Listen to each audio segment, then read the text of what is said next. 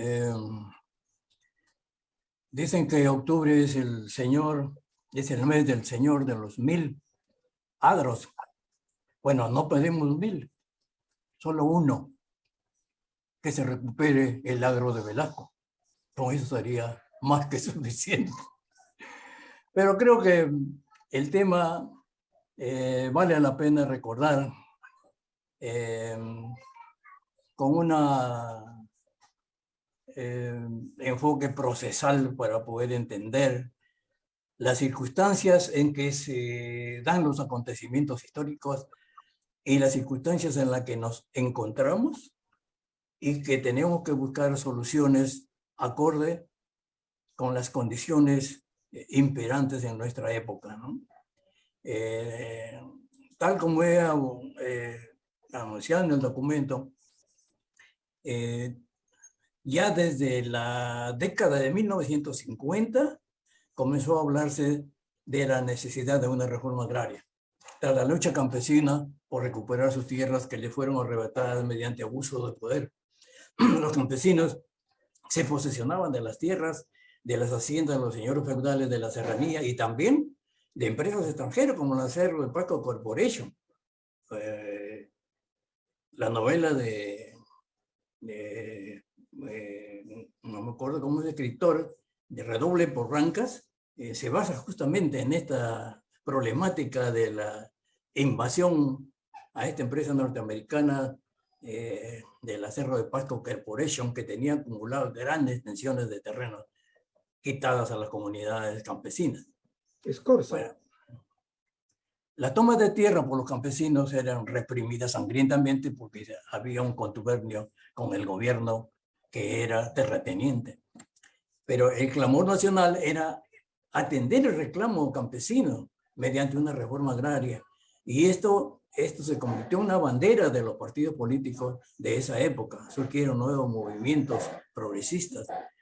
Bueno, ese clamor se acrecentó con el triunfo de la Revolución Cubana en 1959, ya que sus reformas, ellos hicieron su reforma agraria, que fueron aplaudidas porque eran justicieras, ¿no? Se expropiaron a los hacendados, a las empresas extranjeras y se recuperó las tierras para el pueblo, para el campesinado cubano. Bueno, su ejemplo marcó toda una etapa histórica en Latinoamérica, porque todos los países, todos los revolucionarios querían seguir el mismo camino que hizo Fidel Castro de alzarse en guerrillas y conquistar el poder mediante la vía armada. En Perú, ya hacia 1962, las elecciones generales fueron declaradas fraudulentas y motivaron un golpe militar que él tomó el poder como junta militar de gobierno, pero también decretó una ley de bases de reforma agraria, acogiendo el sentir nacional, pero fue una norma que no era satisfactoria. Y en las elecciones de 1963, todos los partidos postulaban la reforma agraria. Incluso Belaúnde, que fue el triunfador de esa contienda en 1963, asumió con gran votación prometiendo la reforma agraria. Pero el Parlamento estaba bajo dominio terrateniente de la alianza del aprismo con el partido del general Odría, Unión Nacional Odrista.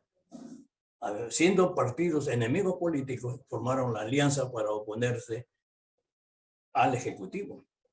En estas condiciones, las propuestas de reforma agraria que se remitían o se trabajaban a nivel del Congreso eran saboteadas, desvirtuadas, buscando eludir el clamor popular. La juventud aprista, en rebeldía contra este proceder de su dirigencia del APRA, formó el APRA Rebelde,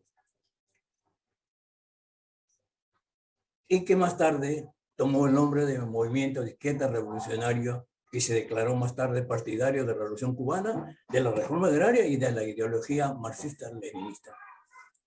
La izquierda peruana, en la izquierda se debatía esos años sobre la factibilidad de la lucha armada. Había quienes estaban por la coexistencia pacífica y había quienes estaban por iniciar la guerra de guerrillas.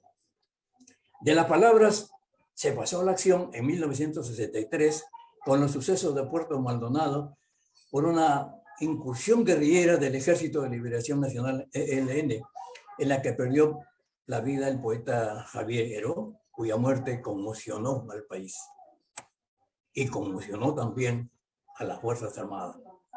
En 1965 se insistió nuevamente en la lucha armada y tanto el MIR como el ELN se alzaron en armas. Las Fuerzas Armadas fueron enviadas a debelar a los insurrectos en defensa de la oligarquía, siendo impactados por el heroísmo de los revolucionarios alzados en armas. Sintieron que era lastimoso matar a compatriotas que tenían justa razón o que luchaban por algo justo. Y todo, el ejército tenía que defender a la oligarquía cuando ellos mismos detestaban a la oligarquía. En aquellos tiempos, los altos oficiales del ejército recibían versiones de la realidad nacional de parte de profesores civiles, catedráticos, en el Centro de Altos Estudios Militares CAEM. Se hablaba ahí de la necesidad de hacer reformas estructurales para cambiar el país. Se hablaba de la recuperación de los recursos petroleros en manos extranjeras, del subdesarrollo, la independencia, la soberanía nacional.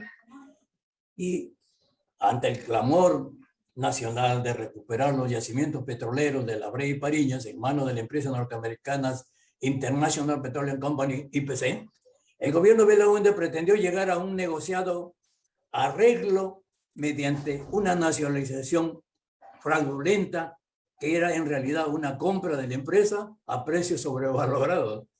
Pero además la IPC pedía que se le otorgue 1 millón de hectáreas y otras compensaciones por la nacionalización de la empresa. Entonces, este acuerdo fraudulento creó condiciones, era denigrante para el país y fue denunciado por las instituciones nacionalistas y fuerzas progresistas de la época, procediéndose a la investigación. Ante el escándalo, desapareció la página 11 del acuerdo y eso explotó más políticamente, ¿no? Porque en esa página figuraban las concesiones onerosas contra el Estado peruano. El pueblo estaba enfurecido ante el entreguismo de Belaúnde con el amo yanqui.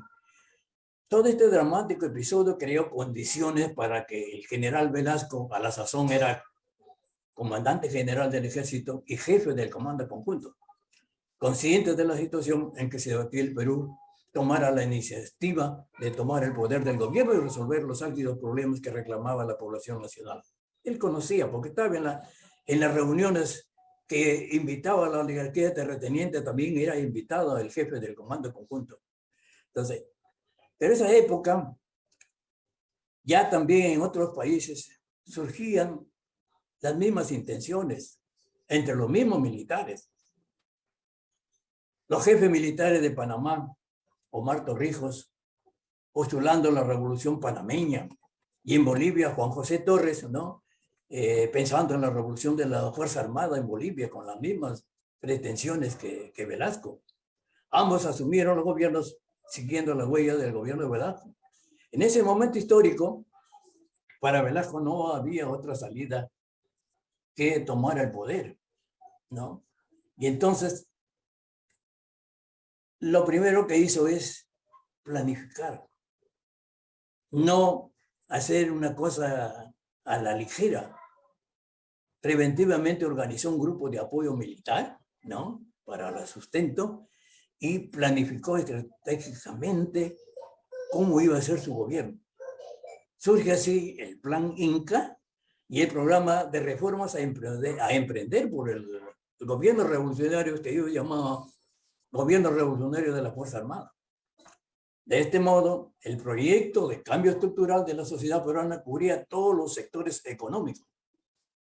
La política de sustitución de importaciones, por ejemplo, tenía como fin crear una industria propia, con sus propios productos nacionales y con sus propios insumos.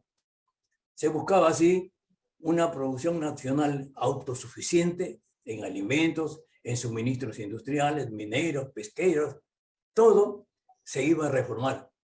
Para lograr ese propósito había un plan de reformas para cada sector y se dictaron nuevas leyes reformadoras, como la ley de educación, la ley industrial que involucraba a la comunidad industrial de trabajadores, la nueva ley de minería, nueva ley de pesca y otros sectores, ¿no? Y entonces, dentro de este conjunto de reformas del proyecto integral para una nueva sociedad autogestionaria que pretendía el movimiento Velasco, estaba la reforma agraria. Era una reforma entre las otras, destinada a cambiar la estructura agraria de propiedad feudal y oligarca de alto poder político, porque ellos manejaban el Congreso, reemplazándola por un nuevo sistema de propiedad colectiva autogestionaria.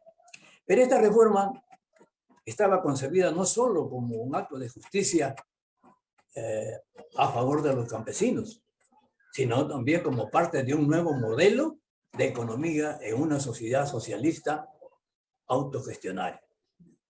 Aunque Velasco decía ni comunismo ni capitalismo, pero en realidad lo que hacía era socialismo.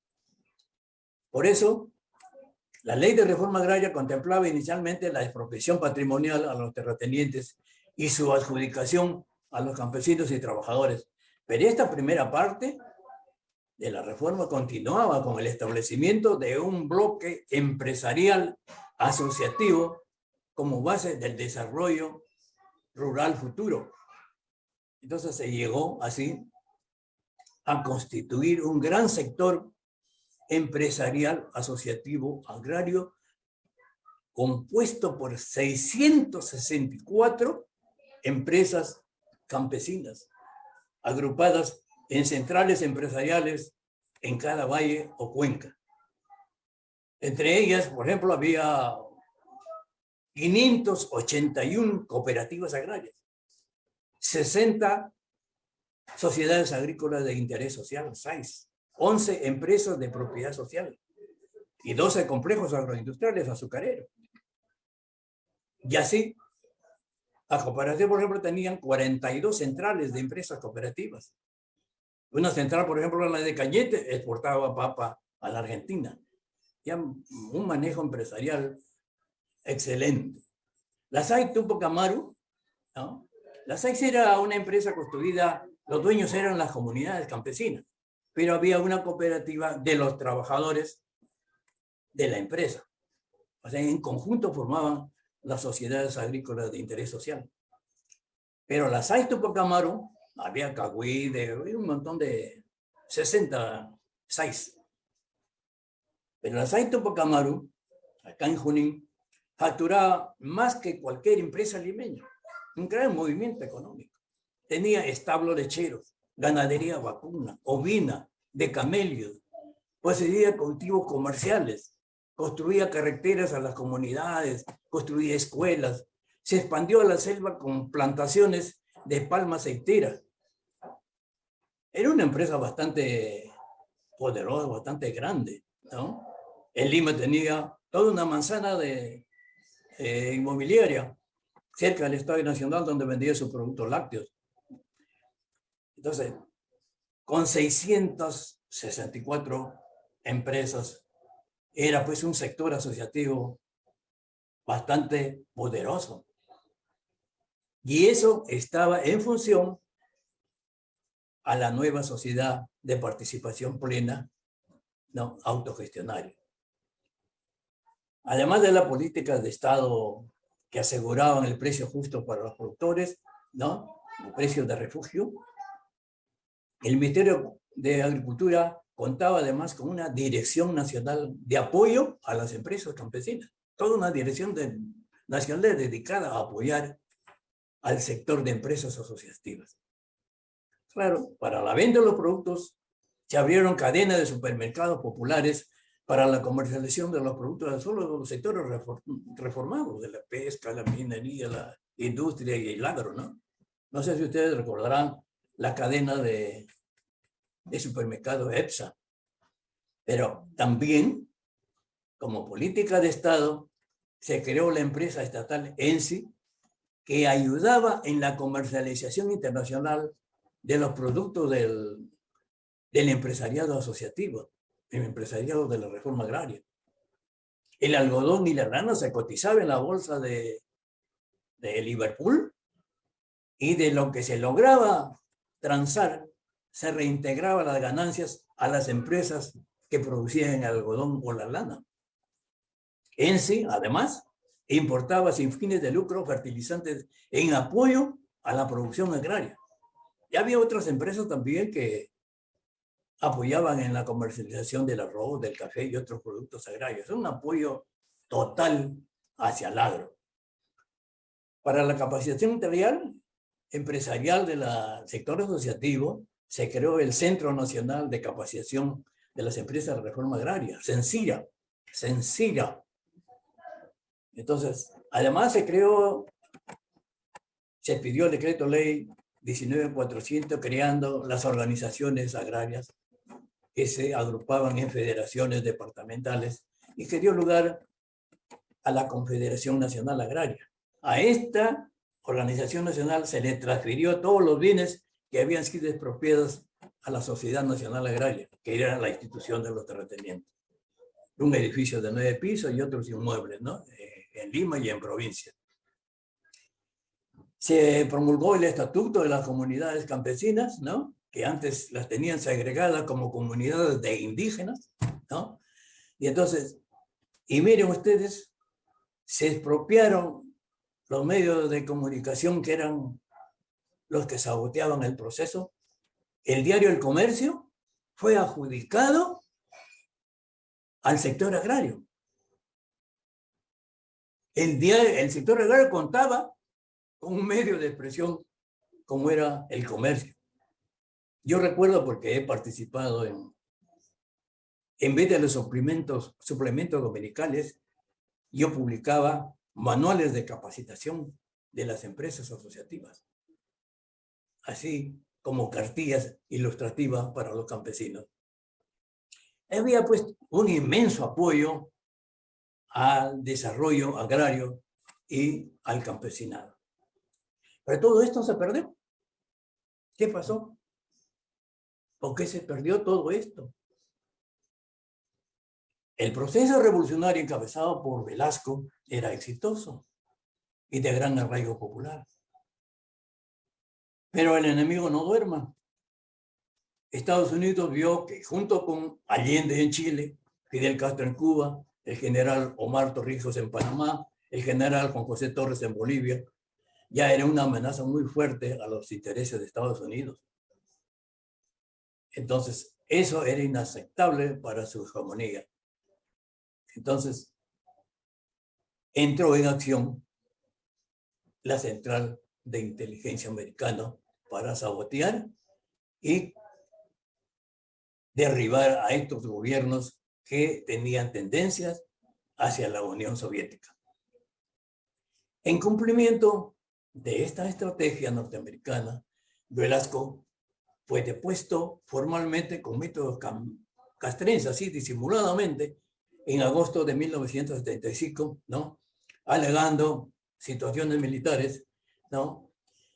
Y la traición política encabezada por el general Morales Bermúdez, pero que participaban también aliados de Velasco. Comenzó entonces así el desmontaje, primero encubiertamente y después abiertamente, de todas las reformas de la Revolución Peruana. En el agro se eliminó la Dirección General de Apoyo a las Empresas Campesinas, se le cerró el crédito, se paralizó la reforma agraria, se eliminó el apoyo económico al campesinado. Finalmente, se retrocedió al régimen volviéndose al régimen tradicional de los gobiernos políticos, de los gobiernos de los partidos políticos, con resultados que lo estamos viendo, ¿no? Este es el sistema que regresó como contrarrevolución. Ante el abandono de la revolución y la vuelta al antiguo régimen de gobierno, las empresas asociativas agrarias fueron pulverizadas en pequeñas unidades individuales. Se repartían de 4 o 3 hectáreas, 4 o 5 hectáreas. Con el empresariado asociativo, todos los trabajadores tenían su salario semanal, tenían un sueldo asegurado, vacaciones, seguro social, jubilación. Todo esto se perdió con la destrucción del agro asociativo. Entonces, con el retorno del modelo tradicional de la República, se abrió el comercio de tierras y las empresas campesinas fueron compelidas a disolverse mediante la parcelación individual. Se destruyó la administración empresarial, la infraestructura productiva, la maquinaria fue desmantelada, tractores, instalaciones, ganadería, todo se canalizó. El agro perdió así su economía de escala y que no se ve muy pequeño, ¿no? Sí, no puedo. El cuadro, donde estaba el cuadro, Jorge, ahí. No puedo ampliarla esta como tal. Ya. A ver, voy a intentar de todas maneras. Ya no.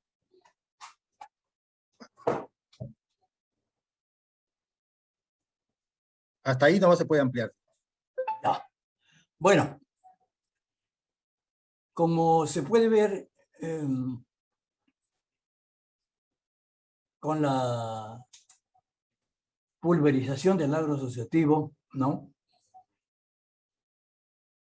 Todo quedó individualizado. En la barra azul se puede mostrar, ¿no? Como el 99.4, casi el 100% del agro se destrozó y quedó solamente en parcelas. Y lo que quedan son las comunidades campesinas, comunidades nativas, algunas empresas, pero apenas cubren el 0.6%. O sea, todas las empresas fueron destruidas. Queda por ahí uno que otra, Atahualpa, Jerusalén, en Cajamarca, ¿no? Exitosa la empresa, pero todo fue pulverizado. Porque las empresas asociativas que tenían su maquinaria, su instalación, todo fue destruido. No tenían cómo producir en escala para reducir costos, para tener mayor productividad, ¿no? Entonces, en esas condiciones, ¿no?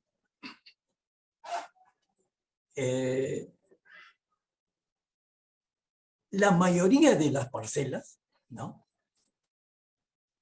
El 68% de las unidades de producción son menores a 3 hectáreas.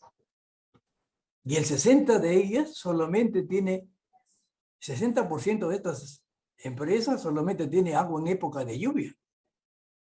Ahorita están en sequía. Totalmente desarticuladas. Totalmente irrentable. Esto nos da una idea de la grave situación del aparato productivo del Perú tras la caída de Velasco. Frente a esta situación de insolvencia, el campesinado peruano optó por acogerse a la agricultura familiar, siguiendo la tradición ancestral comunitaria, porque no había, siendo rentable, no había para pagar peones, ni maquinaria, ni nada, todo se quedó pues destruido. Y ellos mismos, en agriculturas familiar, no tienen salario, no tienen seguro social, no tienen vacaciones, no tienen maternidad, no tienen jubilación. El agro, bajo agricultura familiar, pasó a ser el 97% de las unidades productivas eran de agricultura familiar, o son, actualmente sigue igual. Solo el 3% es que cubre la agricultura comercial no familiar, las empresas. Entonces, no sé si me sigues más abajo. Ahí está. Este es el agro. Toda la parte roja es la agricultura familiar y un 3% es la agricultura no familiar. O sea, imagínense, todito está pulverizado. No hay manera de hacer una gestión empresarial. ¿Cómo adquirir tecnologías que no tan pequeñas unidades que no alcanzan ni para sobrevivir?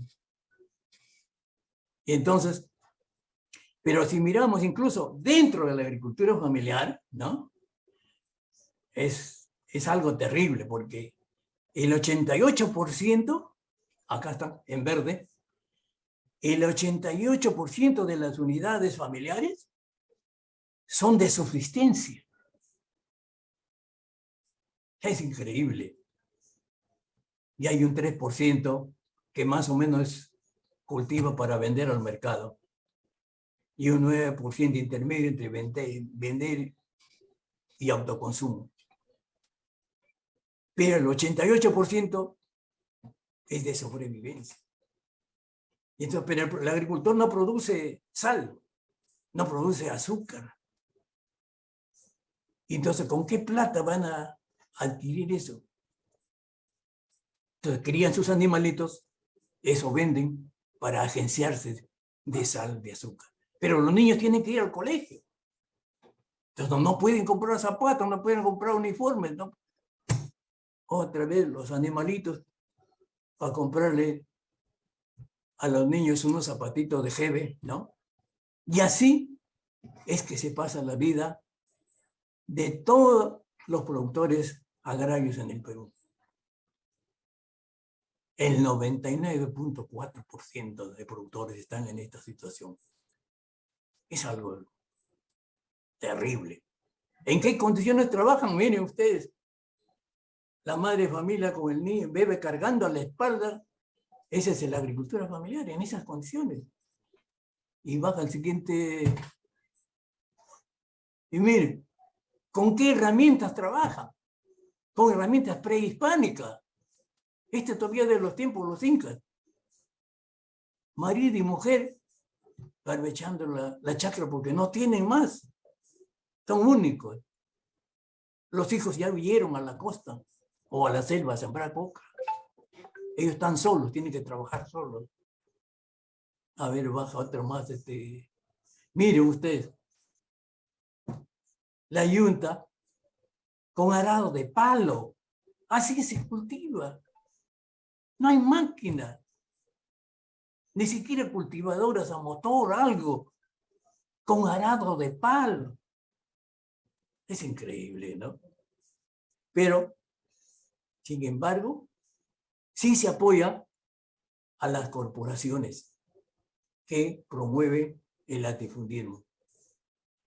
Entonces ahí tenemos pues grandes empresas como nunca hubo en el Perú, inmensas empresas latifundistas.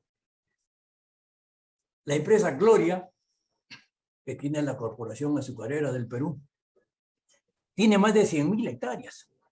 El Grupo Romero, 36.700 hectáreas. Camposol, 25.000 hectáreas. Mientras hemos visto cómo es la agricultura familiar, sus parcelitas, el 99.4% de productores nacionales. El Grupo Virú, 10.000 hectáreas. La Corporación Damper, 20.000 hectáreas. Agrovisión, que es un consorcio norteamericano, 15.000 hectáreas. Vitapro, 7.400 hectáreas.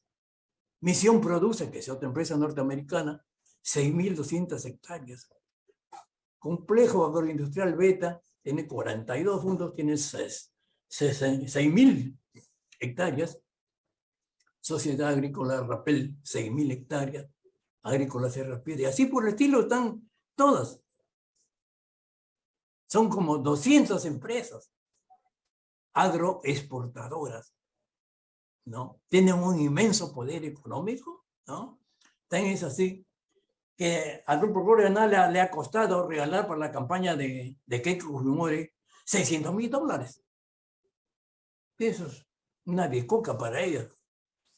O el Grupo Romero, que ha donado más de $500,000 para la campaña política de Keiko Fujimori.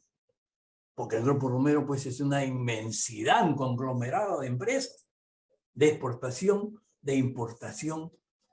Tiene en la selva una barbaridad de hectáreas, de miles de hectáreas, en 3 regiones, San Martín, Loreto, Ucayali, dedicados a la extracción de palma aceitera, que exporta y vende en el mercado interno. Y también tiene industria de palma aceitera en Bolivia.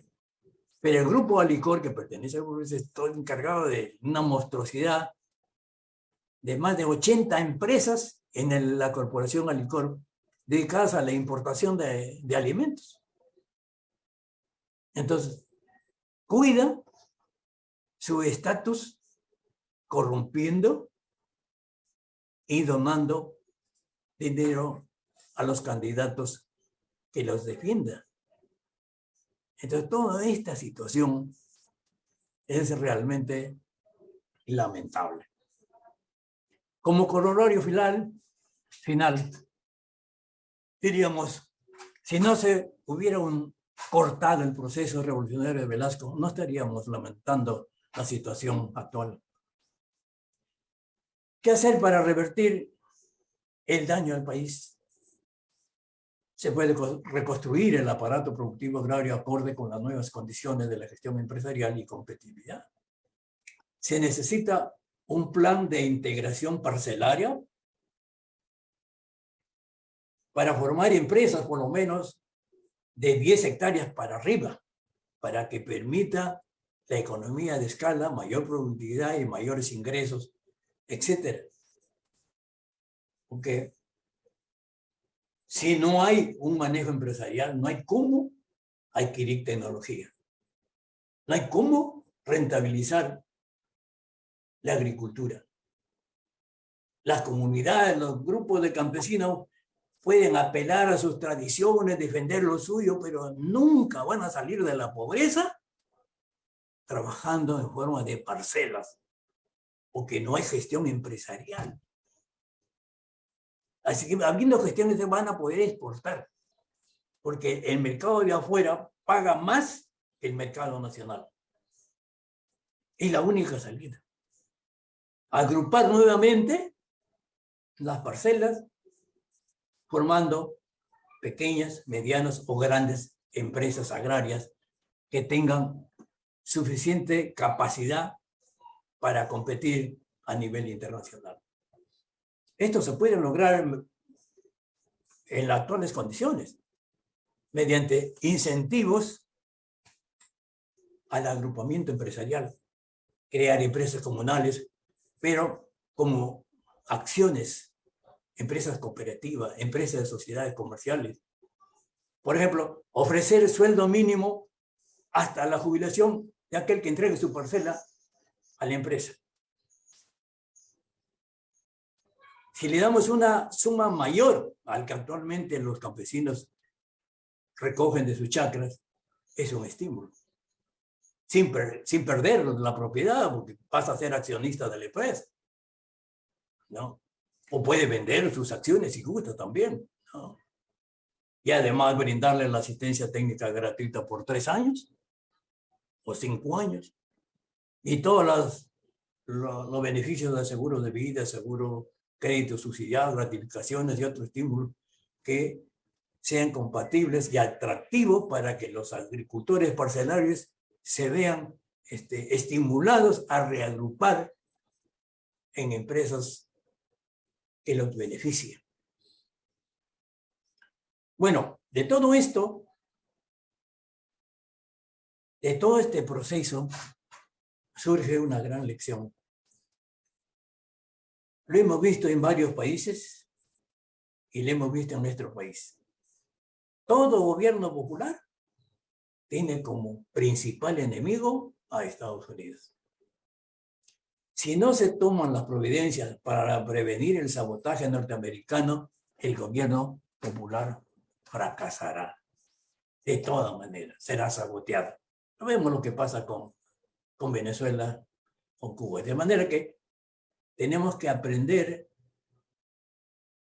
a realizar planes estratégicos, acciones conjuntas, para que no se destruya ningún gobierno popular, ningún gobierno progresista. Y en primer lugar, reformar las Fuerzas Armadas, convertirlas en organismos populares, porque así como están, se convierten en el peor enemigo de las movilizaciones populares. No les importa ordenar que los soldados disparen. Entonces, hay pues situaciones que a tener en cuenta como lección para una estrategia en las actuales condiciones, hasta adquirir el poder suficiente ¿no? Para sobreponerse y hacer una nueva república. Gracias, Jorge. Gracias.